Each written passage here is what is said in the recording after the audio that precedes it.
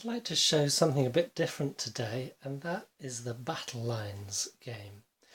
It's a card game and it comes in a series, so there was another one planned from Lost Battalion Games, LBG, on the Battle of Kursk that never happened.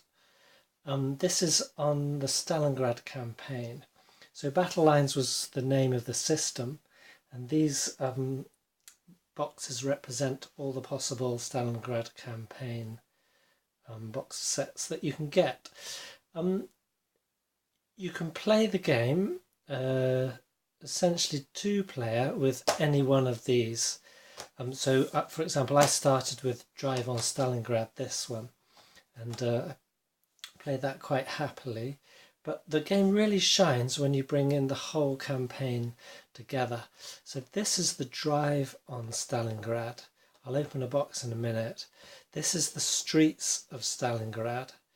This is Operation Uranus, and this is Winter Storm.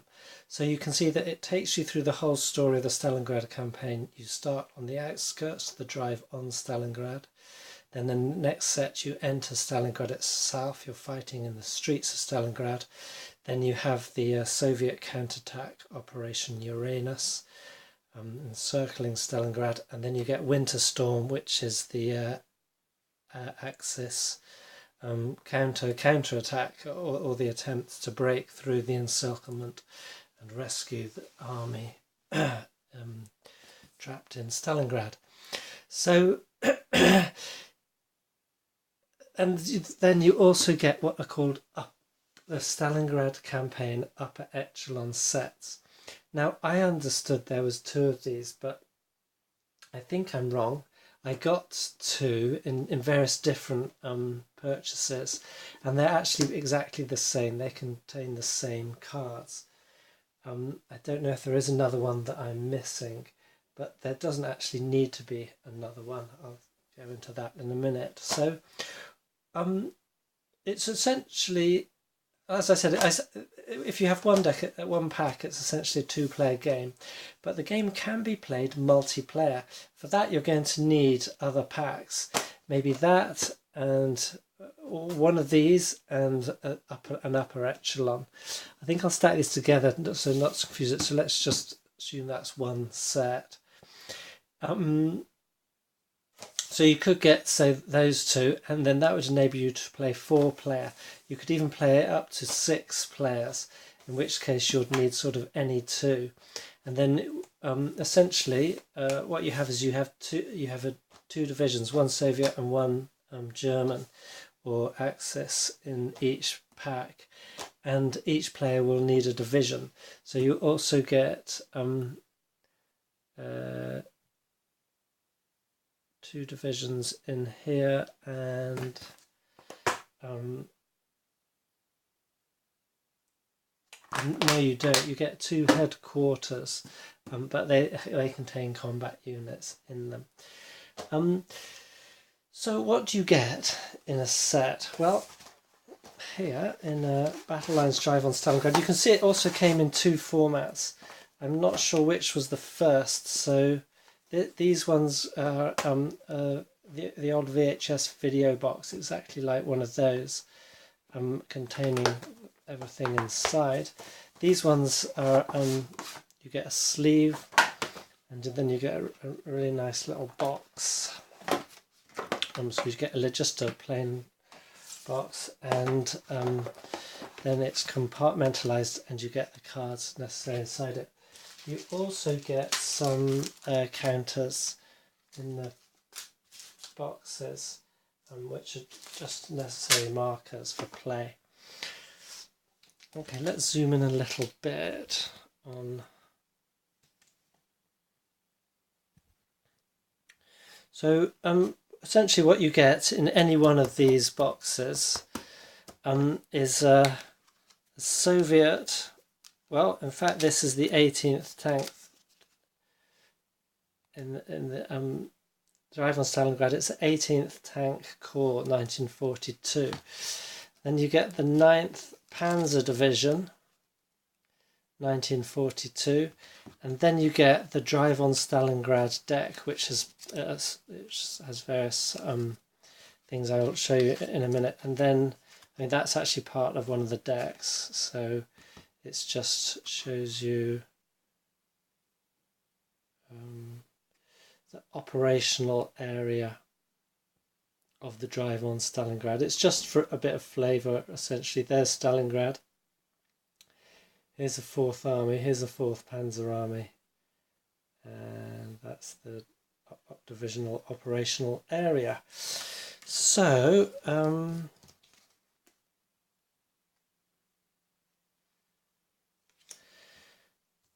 then each, then it's the same in each of these. So, Streets of Stalingrad contains 112th Rifle Division, 100th Jaeger Division, and then the operational deck. Operation Uranus. My box for this is broken at the bottom. You get the 4th Cavalry Corps, you get the 1st Romanian Panzer Division, that's very interesting. And then you get the operational deck. And then for Winter Storm, yes, you also get rules in each of them. For Winter Storm, you get 1st Guards Mechanized Corps, the 11th Panzer Division, and then your operational deck. And again, there's another operational area. So it's showing it's moved out of Stalingrad somewhat. So that's the bare bones. Then what do you get in each deck? Let me move these out the way so we have some table space. So it's essentially a card game. You need no dice for play. So you get the name card, 9th Panzer Division. Make sure that's in focus. I hope that's okay. Let's get a bit more light on if possible. Okay.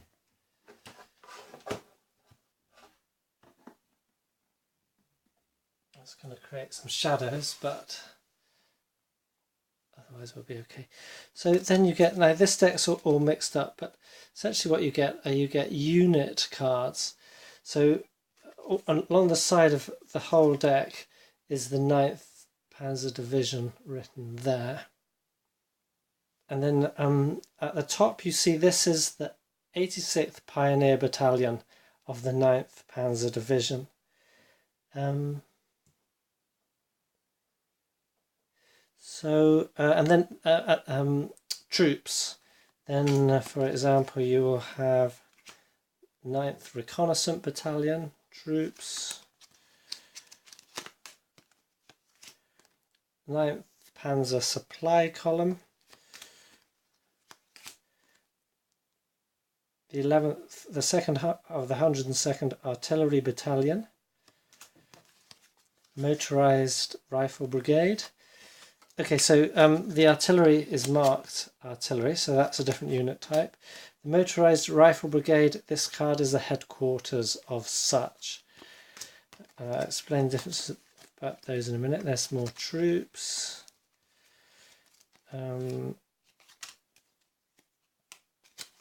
Troops. Motorized Rifle Battalion, 9th Panzer Division headquarters. Another artillery battalion, another motorized rifle battalion, motorized rifle regiment, regimental headquarters, troops. Okay, so I sorted them out. These are all the unit cards you get in the 9th Panzer Division divisional deck. So the Soviet 18th Tank Corps will get a similar set of cards. They have different colour for their unit cards. So you've got 110th Tank Brigade, Mortar Battalion, etc., etc. But essentially, I'm not sure, I haven't analysed it recently how many headquarters the Soviets get comparably, but I guess it's well historically broken down. So in the 9th Panzer Division, you get, first of all, you get the 9th Panzer Division headquarters. Then, now this is just me laying them out, but because that's the divisional headquarters, I put underneath that 9th Panzer supply column. Then the 1st, 2nd and 3rd 102nd Artillery Battalions, so that's 3 artillery battalions. You've got a light flak battalion, 86th Pioneer Battalion and 81st Replacement Battalion. And then you've got 4 headquarters here of 9th Motorized Rifle Brigade, then the 10th Motorized Regiment, 11th Motorized Regiment and 33rd Panzer Regiment. And underneath these you get, in the Panzer you get the 1st and the 2nd 33rd Panzer Battalion. You get 2 battalions there, 2 battalions here. And here I've put, I don't know if this is historically how it would break down, but I've put the Reconnaissance, Motorcycle and a Panzer Jaeger Battalion under the Motorized Rifle Brigade's headquarters. So that's the kind of things you get in the unit cards. Now, before I explain what's on the cards and what those things mean, I'm just going to show you the other card types. Okay, first, sorry, I should revise my nomenclature. Is that this is called the unit deck. So the 9th Panzer Division is the unit deck. And they call these formations. So what I would just call units, they call formations. So these are formation cards, i.e. the 33rd Panzer Regiment headquarters formation and its battalions. Then you get attachment cards, you get battlefield cards, you get action cards, and you get fortune cards. I'll show you some fortune cards first. Okay, each of those unit decks has no, is that right? Yeah, I think 55 cards. Yes, that's right, 55 cards, and you get 7 of these fortune cards. These are such things as interceptors. It's a fog of war, and it cancels an enemy aircraft card. You can get liberating supplies, which enables you to draw extra cards. You get medic, confused orders, sniper team, outmaneuvered radio intercepts. This is just to give you some idea of the flavour of the game. So that is what's called the fortune cards. Then you have action cards. These come in tactics and manoeuvre and aircraft types. So just a quick sample. So for example, the aircraft, we saw that one of these could be cancelled, but this aircraft card allows you to target unengaged forces via interdiction. This one causes a strike against target forces that are in contact. This one bombs a target in cover 5 or less. Then the manoeuvre cards, essentially they give you extra initiative 1 times order check. Same. This one gives you initiative 1 times orders check and also allows you to reorder 2 cards under a certain condition. And then the tactics, apart from some of them having these cover symbols at the top so they can afford formations cover, this one enables you to have a hidden approach. So on these check numbers, if they're successful, you can infiltrate, then you can observe, which is for artillery attack, then you can fight, and then you can try to eliminate an enemy battlefield card. So that's hidden approach. You have outflank, bypass, tactical smoke, smoke and cover. So you can see why those are called tactics, special tactics you can play. And then in the manoeuvre cards, this one here is called spear point. Initiative 2 times orders check. Essentially that's giving you more possible actions in a go before your opponent gets one. That one's similar. This one's junkers, medium bombers, Stuka dive bombers. Oh, those ones are aircrafts. I showed you those already, didn't I? Okay, what did I do with the rest of the manoeuvres? Oh, there's some down here. Okay, perhaps I showed those already. So those are the what they call action cards. Then we have battlefield cards. Now on one of those tactics, I think it said eliminate a battlefield card. So these essentially they're such things as camouflage, which give you cover and extra defense plan, wire and mines. That was actually going to give victory points. It's like an objective that can be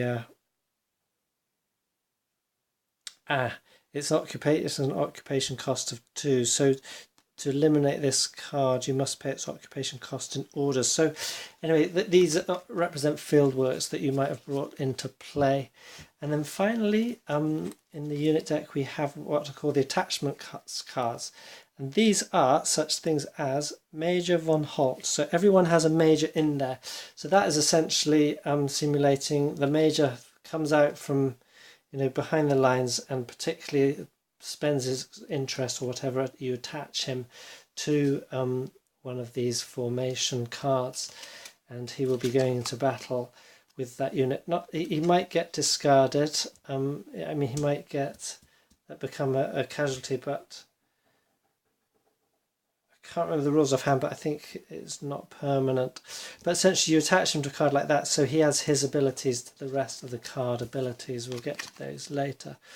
Then you have other things like this is a company. So that was a leader. This is a company, so it's a marder company. So it adds extra bonuses to any card that it's attached to.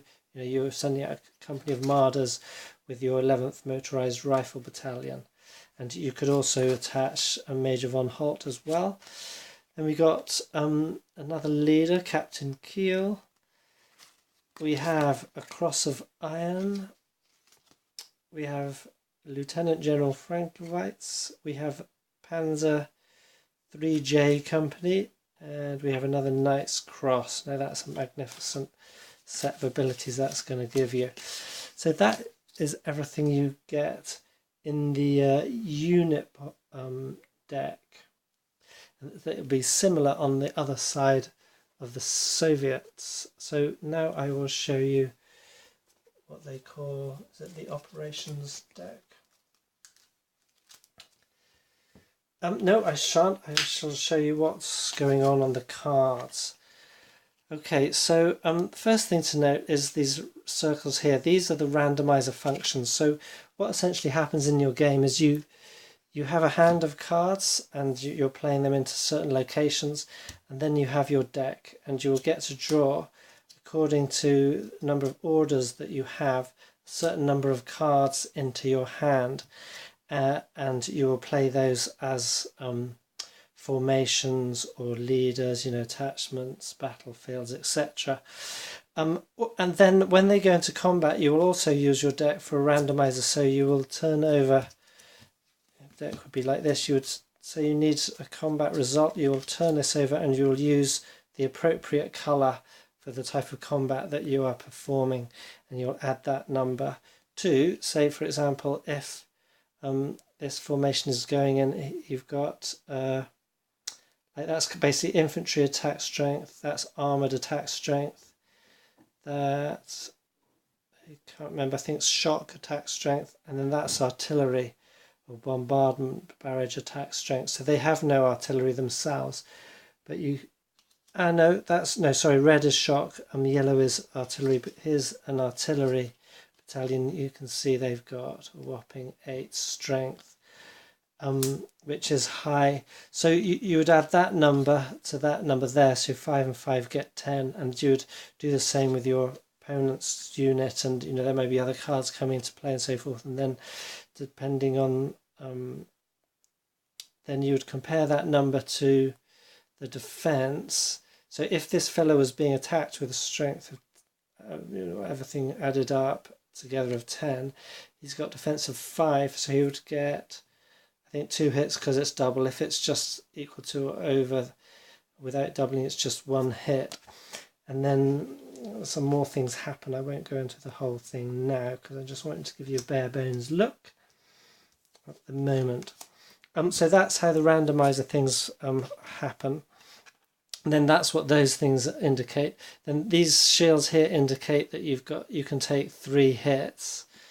Let me zoom up and hold it on the table so that we don't get out of focus all the time. I'll get closer to that. Okay, that's better. You can see the cards now. So so these are the number of hits. So that can take 3 hits. For example, the artillery battalion can only take 2 hits. Headquarters, similarly, the motorized rifle brigade headquarters is quite small. It can only take 1 hit. And you can see its stars for Soviet deck. Then this is the formation. So which helps you bring, if these formations sort of work, they can be stacked together. You can't normally stack, or you can't ever stack 2 different formations together, except for these special ones that are a diamond. They can always stack with another formation. So those are from the motorized brigade, and also things like the artillery and all those sort of headquarters formations under the Panzer Division headquarters. So these can stack with other formations. These formation types cannot stack together. And you have hearts,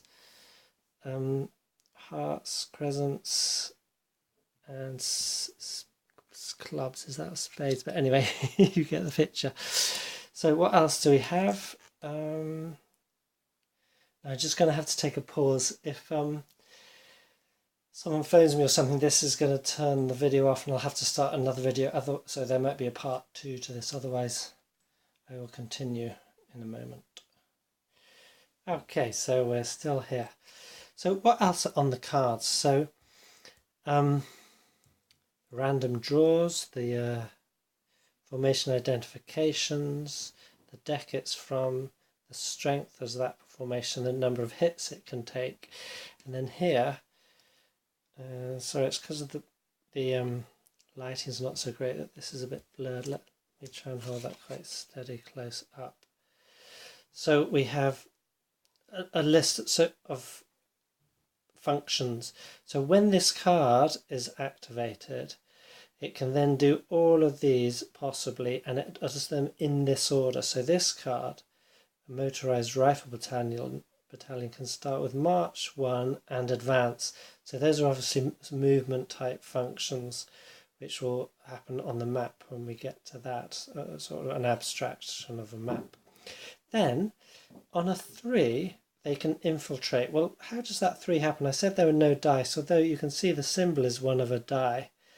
Well, you see at the bottom there's a die. So again, you will use the deck as a random number generator, and then you'll use that die. So if I pull a card with a 3 on it, I get to infiltrate. If and only if it's a 3. And just a random selection, you get 4, 2, 6, 7.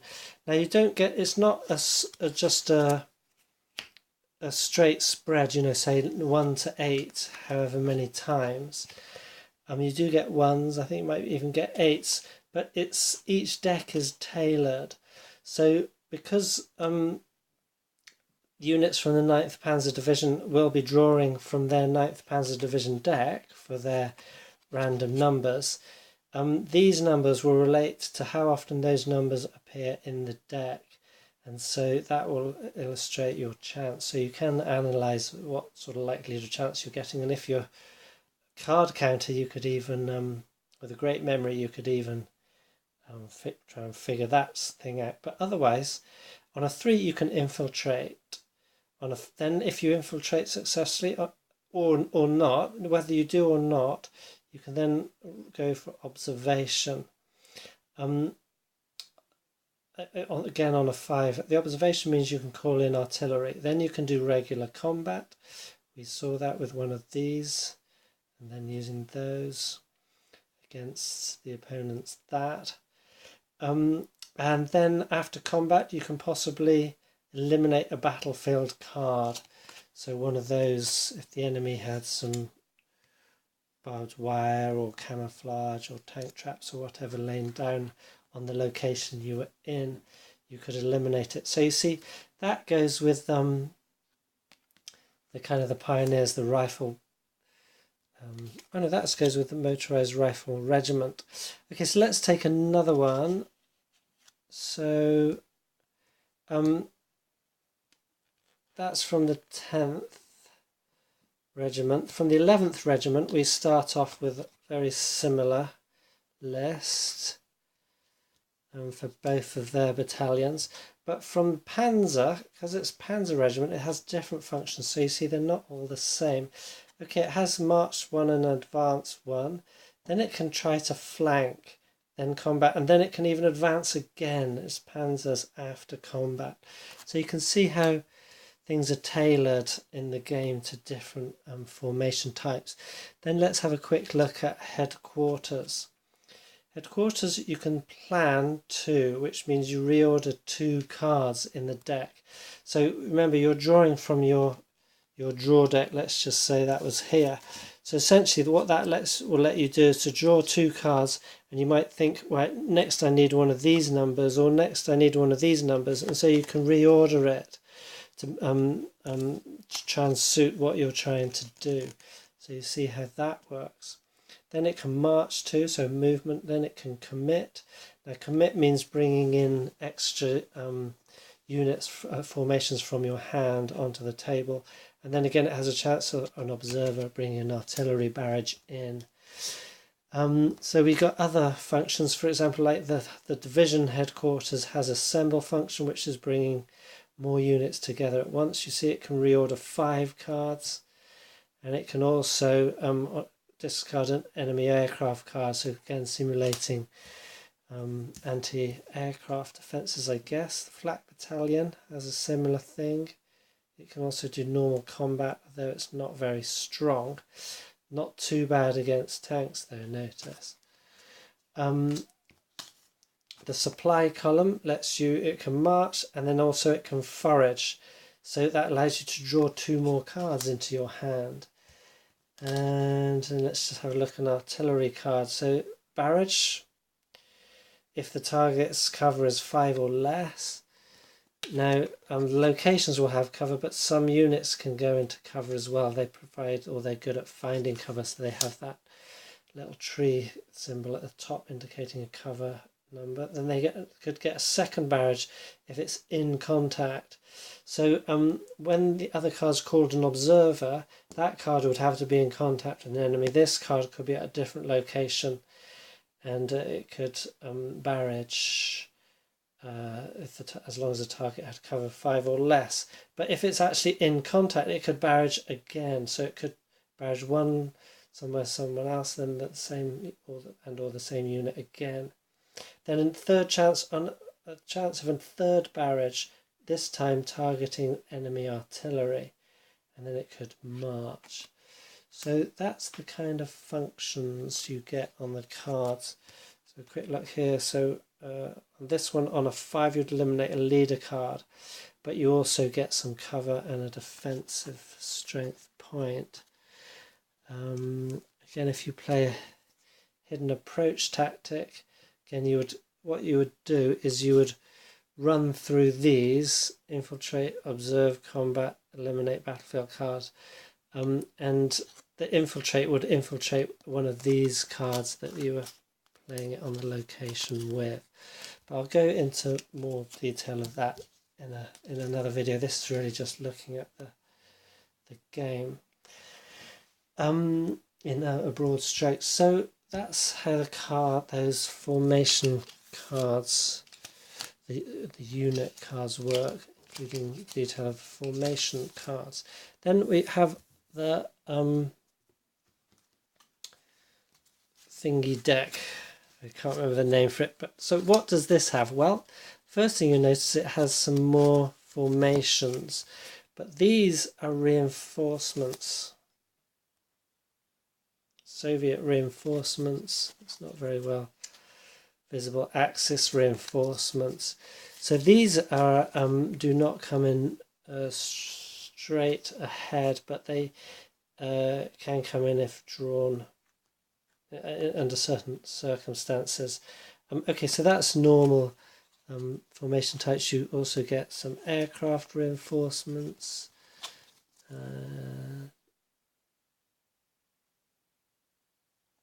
Okay, for each side there's Dornier 17 and Sturmovix for the respective sides. So you get reinforcements. Then you get what are called the mission. No, so here the mission cards. So this is, so what you do is you randomly, I think you just randomly choose a mission. Let's have a look how that goes. So you will lay that down on the table, and that will indicate, let's get a bit closer. That will indicate that you have a Soviet start here, then you would lay 2 locations that are joined in this fashion, and then 2 locations in front of the Axis player. If we had this one, you can see it's a bit more complicated.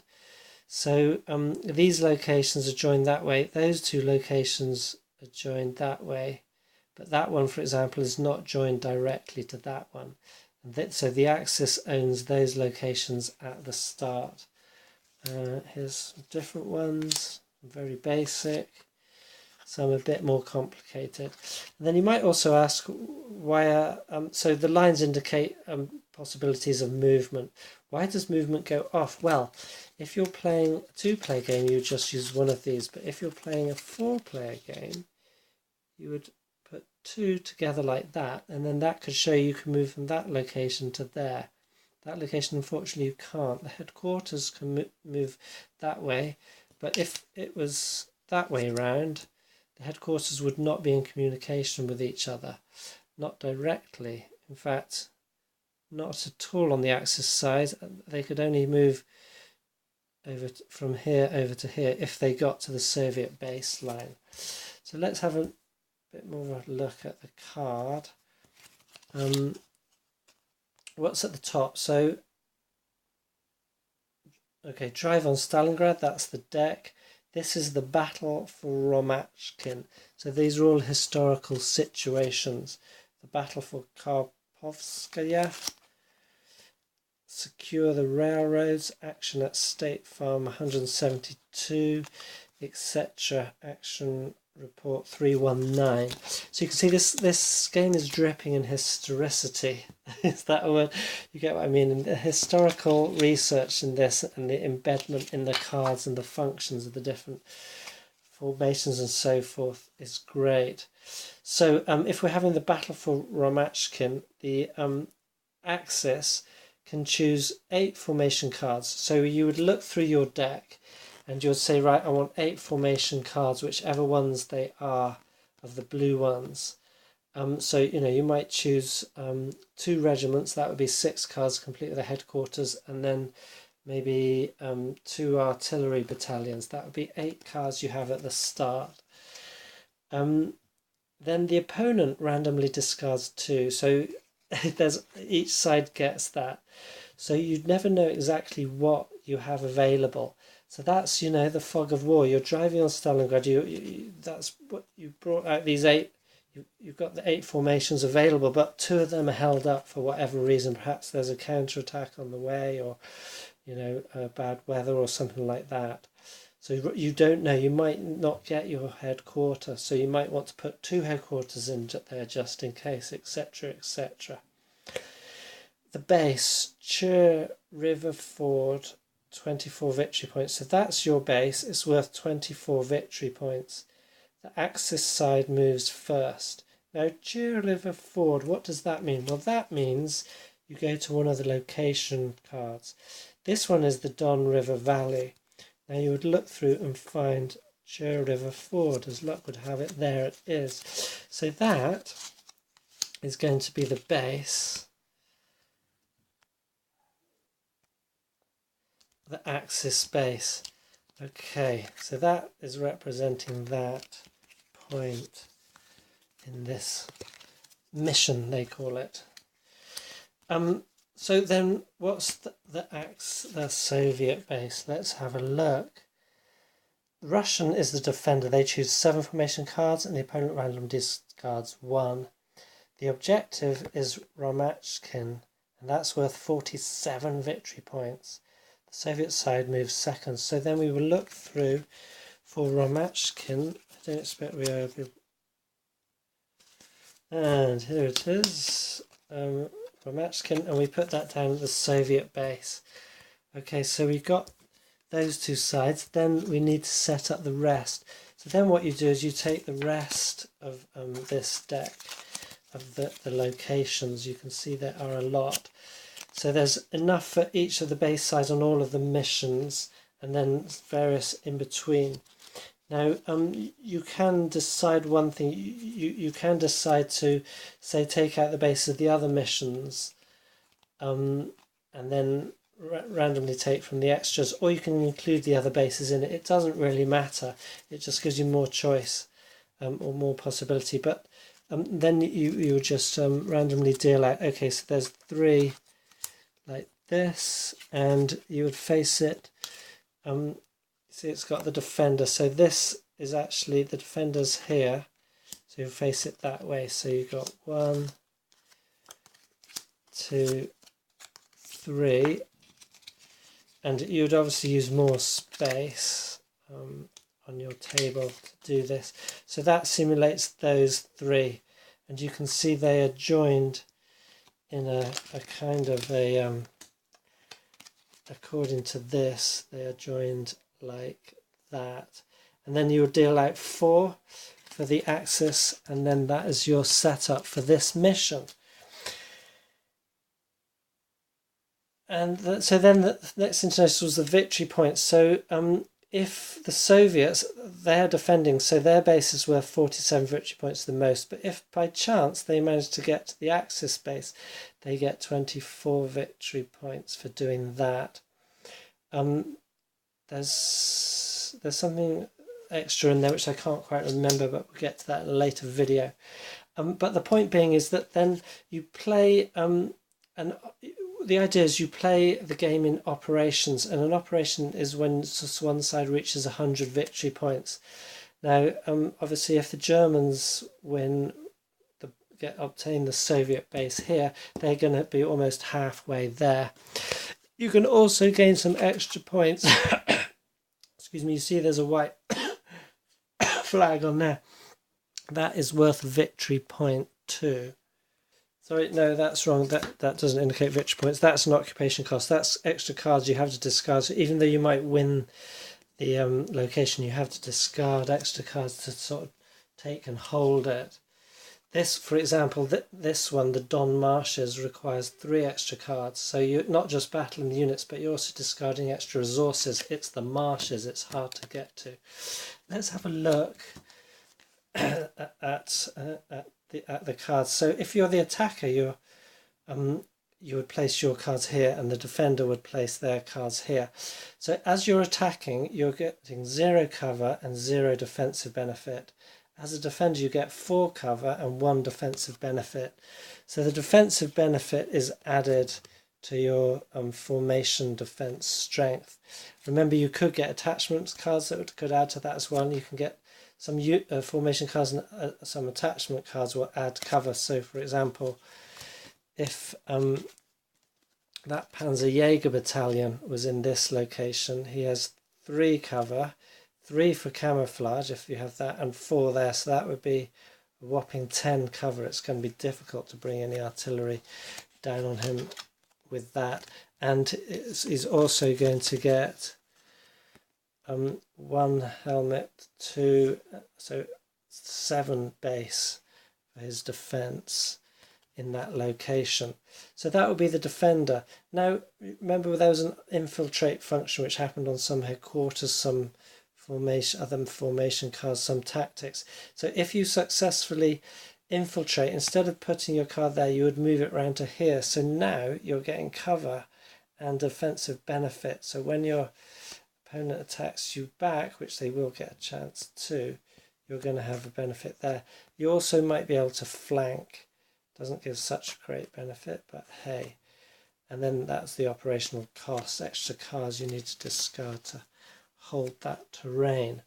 So that's how it goes. You would move according to the movement functions, advance and or march. So advance is essentially moving into contact with an enemy on the opposite side. March is just moving, say if there's no enemy on these, you could march 1, 2, 3. That would be a march 3. So most units have march 1 or 2. I'm not sure any have march 3. And so yeah, so you could go like that. You might have march 1 and then might advance 1 into contact the enemy, and then you might roll for an infiltrate. If you're lucky, you get to infiltrate. If not, you're there. And then you can decide, am I going to do the combat function? You don't have to do them. If you do, then you do it based on those, or if you'd infiltrated, based on those. And then after the combat, you figure out what happens there, and then you might get another function before play moves on. So that's how the missions operate. And so you're basically trying to gain territory and having to take out the enemy in between. I think you also get victory points for enemy units destroyed, but often what happens, I think I'll go into combat on a different, in detail in a different video, but often I'll come, you see you have hits, and so this unit, if he takes damage, he might take 2 hits. So you would draw, say if I did damage equals 5, 6, 7, 8, 9, then I would draw 1 card, and then I'd say, okay, so that's 1 card, that's giving me 1 hit and a hold on the chance of 2. If damage against me was equal to 10, I would draw 2 cards, so double that, and if triple 3 cards I would draw. So then I now looking at, so you see you've got all these different things happening, all these different randomizer functionings happening on the cards. So now I'm taking 2 hits and a hold on chance 3, 2, 3 and 4. So in this case, because that's duplicate, I'm only going to hold on a chance 3. Now what does hold mean? Well, 2 things. First, well, 1 thing, but first check the hits. If I can only take 2 hits, and I have 2 hits, then that's it, I'm gone out. But otherwise, I might say I could take 3 hits. So I've taken 2 hits, I'm not destroyed, but I only hold on if I draw on a chance of, where are we? And I drew a 6. So I'd have to get the number that was on both of those cards. If it was only 1, I would have held on a 3 or a 4. But as I've got the 2, I would only hold on a 3. So, okay, I've only taken 2 hits, but I don't hold. So this will be withdrawn from that mission and could not be used again, but it can come back in again on another mission when you've, say, won those 47 victory points and you're going for the next one within that operation. Okay, just quickly, you might be wondering what that number's for. That is from the plan, that is the number of orders. So and orders is cards that you draw into your hand, so it might give you extra formations or fortune cards, tactic cards, maneuver cards, that kind of thing. So that's how that's all working, and that's how the missions, and it's got a railway symbol. I never actually seem to need that. That has some function. And that's also got a bridge symbol that has another in-game function. I think they are more important when you're playing the campaign and or with multiplayers. But so that's nearly all the cards in the deck. The last ones, or in the whole pack, the last ones to show you are the what do they call these cards? This is the yeah, right, this is the operations deck. So the operations controls has the missions, has the missions, the locations, and then just this information. So the drive on Stalingrad operation, it gives you a little bit of historical text about it.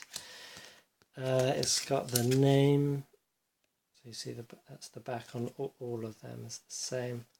There's the name, so you can put that on top of your decks to distinguish them in the boxes. You might remember I had at the beginning, and then you have information. So here's the reinforcement chart. So you check the troop quality, and that will tell you how many reinforcements you can have. Now, where do we find the troop quality? I can't remember, but it's listed somewhere in the game, so it will tell you what quality your troops are. So, for example, this is the 9th Panzer Division, so they're going to be something like Line Veteran or Elite. The Romanian Tank Corps, or whatever it was, they're probably going to be Reserve or Trained. So that will tell you how many reinforcement cards you can have in your deck. We saw there's reinforcements. And then it recommends the units. So for playing this operation, you can use these are the recommended decks. These are the historical divisions that were involved in it. So this one is in this pack. These ones are either in those other packs, or they are decks that never actually got released. I guess they would have been expansions that were available. And there's ones for the Soviets as well. Then there's something else which I'm missing. Where is it? Ah, yes, here. And so and there's these cards. You get actually these come in the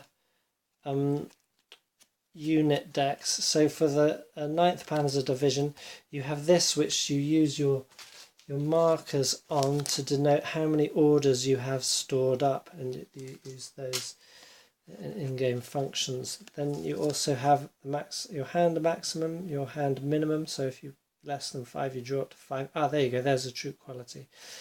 And then the service date. So you see, these came together. So without any other decks, it would just be Elite. Okay, so the Axis is always going to draw 2, and the Soviets, we would check their troop quality. But if you were using another deck for another pack with this pack's operation deck, that could be a different number. There's a service date, just historical information, and then there's numbers of cards in there, and they give a range. So this is the number of them that are actually in the deck, and then this is a range, and this is where the minimum maximum. This indicates the minimum maximum number of a card category which can be used on the headquarters decks to customize the unit. So you could take the 9th Panzer Division and then you can add from the Echelon deck. So either from the 4th Panzer Army or the 6th Army headquarters or upper echelon, you can add cards in to the deck if you like. So up to 20 attachment cards, up to 5 battlefield, up to 10 fortune. So there's a minimum and a maximum. So normally the unit decks start at 55, but you can actually increase that with the echelons, which is a good thing, because what you find happening in the game is, because the cards I'm playing with is from the same deck that I'm using for my randomized function. So every time I fight, my deck gets lower, and the mission is over when somebody runs out of their cards. Essentially, they will. Yeah, so the mission will end. The mission will end when somebody runs out of cards, or when somebody takes one of the bases, the opposite bases. So you can see that it's tricky, because the more units you have in your mission, the less deck you have. So every time you fight, you're drawing cards from your deck, and that's going down. So you have to get quite a fine balance between just enough formations going to attack and extra cards in hand, and then enough in your deck to finish the mission in time to score points towards the operation. So rule book.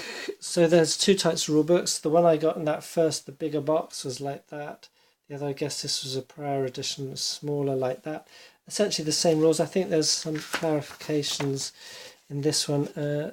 I found them very nice, great. These ones are just black and white.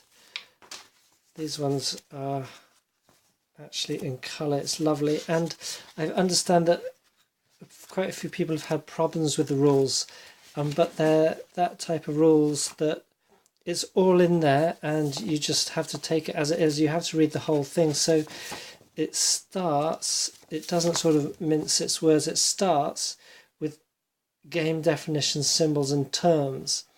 So you might just go, oh, blah, blah, blah, you know, but that is actually the essential groundwork for the whole game. You know, what does adjacent mean? What does advance? What does assemble mean? What does barrage mean? And then it doesn't sort of go on to say, and now here we have a section on barrage. It just will say, okay, now at this point you barrage. And if you go, what's barrage? Then you refer back to the definition. So the definitions are quite concise.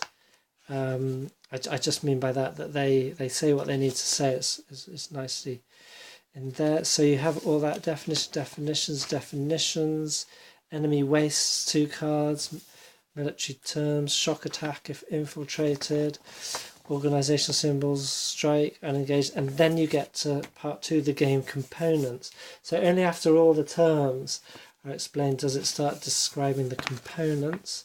And that's the decks, essentially what I've shown, and it just tells you what each of those things are. Positions, I think I call them locations. Oh no, yeah, so those cards are locations, but you have the defend or the attacking position, or infiltrate, or flanking. So that's describing the cards. Then you get 3, a brief description of the game. So it's only at that point where you start getting some idea of the game. So you know, some people might want to jump to that point first, say, to get their head around what the whole thing's about, rather than trying to digest a whole lot of information that they don't have a context to put it in. I didn't mind it. It was fine for me, but I can understand other people would find it difficult. Then you have explanation how the game sets up, determining size, drawing mission cards, etc. I explained all of that in brief. Nice sample playing diagram, how the layout is. You can see there you got the mission, there's the locations, and you can actually see how it's set up at the start. They've got a headquarters, I believe, there, some other formations here, the enemy's got some here, there's even one here, and then you've got off here, you've got victory point pile, unit deck, discard pile, reinforcement deck, withdrawal area, so units that are withdrawn from hits or destroyed, etc. Then you go to playing the game, how orders function, how to make the chance checks, how to do orders checks, reading the standard card text. So do exactly what the card text says and note any restrictions. A player may skip any line or lines of card text that he or she does not wish to, but they cannot be executed later. So it's that kind of thing which is really important. You know, it's all in there, but you have to follow it to a T. How to advance, how to barrage, and then different types of cards. And then we have section 10, combat, so how to do the combat results, direct fire attacks, first fire, second fire, indirect fire and shock attacks, and then section 11, ending a turn, so what to do when you've expended all your orders, then ending a mission, and then that's it. Multiplayer rules variations, who wins, recording victory points, and then just a brief description of how to use the upper echelon decks, how to build your own play deck using the echelon decks and your division deck, and then some rules clarifications, and then some adverts for some other games of theirs, and that's it. And it's great. It's a really interesting game. It's different from any other. It's not just different because it's a card game. We've seen a similar thing before, where you're using your draw deck to form your hand and also to perform randomized functions as well as you go along. So, but what I find great about it is it's chock-a-block with history and accuracy, and so it gives you the feeling that they really looked through and decided, very carefully the combat values, the hit values for each formation, so forth, and the abilities, and factored in the chances and so forth depending on the whole deck as a whole. as compared to a different deck trying to perform the same abilities. And then finally, and this is one thing which was an interesting note for me when I first played the game, is that artillery is queen. You could see a lot of units are able to act as observers to bring in artillery barrages, and the artillery, this number 8 is so high. That was number 6. That was number 6. And the others, they have, you know, sort of their attack values go up to 5 maybe. If you're lucky, 2, 3. So you can see artillery has very strong attack values, especially when you're comparing it to defense value of 5. They only need to get a hit, and that unit, the artillery only need to sort of be brought into play in that unit. If it doesn't have any cover or any defensive bonus, it's going to draw a card against it. And not every cards have hits at the bottom. Let me see. Yeah, for example, this one. Okay, so the artillery might perform one, I don't know what to call it, what they call it in the game, but it might get one attack on it. Then so you draw a card. And this one, there's no hit, but you still will only hold on a 1, 4, 5. So that unit might get withdrawn out of line from that artillery barrage, or you could say it's gone in, but it's completely ineffective now after that artillery barrage. Either way, it's out of the game as a functioning unit, and it with a single deck as a two-player game.